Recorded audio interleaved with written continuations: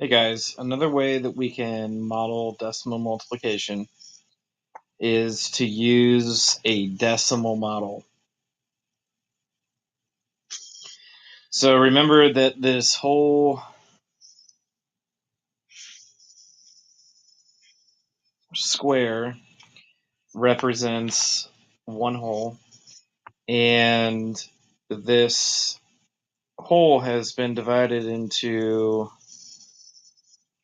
100 of these smaller squares. So each one of those squares inside the bigger square represents 1/100th of the whole. And then if we shade in a whole column of these hundredths,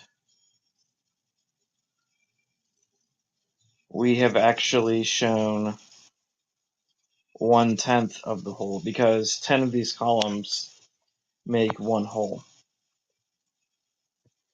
So the example problem to the right is the whole number 4 times 7/100ths. And the way that we're going to use this decimal model to model this multiplication problem is pretty simple.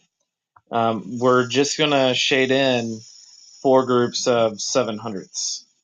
So I'm going to go ahead and shade in my first group of 7/100ths.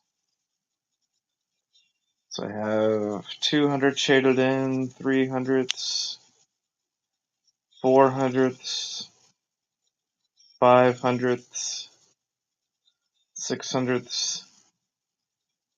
Now I have 700ths shaded in.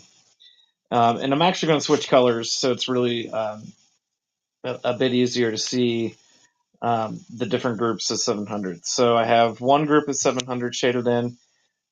So I need to shade in 3 more groups of 700ths. And so my second group of 700ths, I'm going to shade in blue. So now I have 300ths,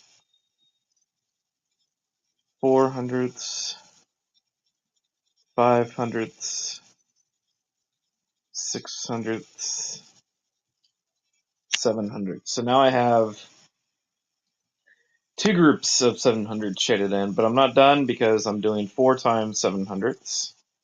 So I'm going to go back to black, and I'm going to shade in 7 more hundredths. So 1, 2 hundredths, 3 hundredths, 4 hundredths, 5 hundredths, 6 hundredths, 7 hundredths. Okay, so I have 3 groups of 700 shaded in now. So one more group of 700ths. I'm going to go back to blue here. 100th, 200th, 300th, 400th, 500th, 600th,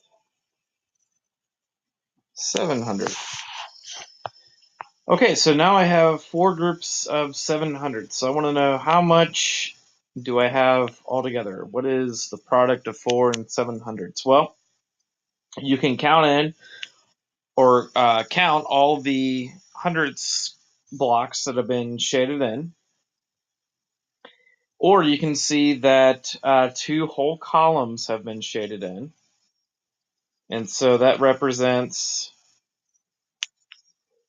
2/10ths and 8 hundredths have been shaded in addition to those 2/10ths.